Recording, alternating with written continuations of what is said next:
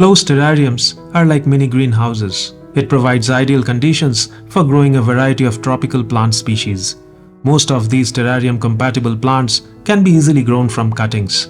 Some of the common terrarium plants like Fittonia, watermelon begonia, aluminium plant, Ficus pumila, Selaginella, Hemigraphis repanda, and many more can be easily grown this way. By the way, if you want to know more about terrarium-compatible plants, you could check out my video 15 Best Plants for Closed Terrariums. I will leave a link in the description.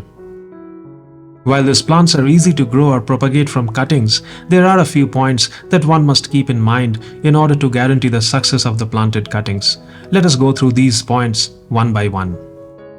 The tool for taking plant cuttings is usually a pruning shear or a pair of scissors. A trimmer can also be used. It is important that the tool is a sharp one. Every plant has a vascular system in the form of xylem and phloem, which helps with transportation of water, nutrients, and sugar to different parts of the plant body. Using a dull or blunt cutting tool can end up damaging these vascular tissues, which can lead to infections and eventually death of the plant cutting. It is always good to sterilize the tools using disinfectants like isopropyl alcohol or diluted bleach solution to prevent infections. Always choose a healthy, disease-free plant to take the cutting. The cutting should be taken from a section of the plant which has firm new growth. For terrariums, it is advisable to take cuttings from plants that has already been conditioned and acclimatized in grow boxes for a period of at least 4 to 6 weeks. Avoid taking too many cuttings from a single plant, as this can weaken it. A good rule is to take no more than 1/3 of the plant's growth. Cut the stem just below a leaf node, which is the point where leaves attach to the stem, as this is where roots are most likely to form. The cut should be made at a 45-degree angle to maximize the surface area for rooting while minimizing damage to the vascular tissues while taking the cut. Also, the angled cut results in a sharper point which helps to plant the cutting in the soil easily. Remove the lower leaves from the cutting, leaving only a few at the top.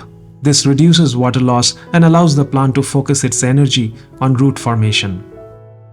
Use a pair of tweezers or your fingers to plant the cutting carefully and gently in the soil inside the terrarium, taking care not to crush or damage the cut section of the stem. The terrarium must be layered with a compatible soil mix that supports the growth of plants in enclosed spaces. You could check out my terrarium soil mix video on the channel. I will leave a link in the description.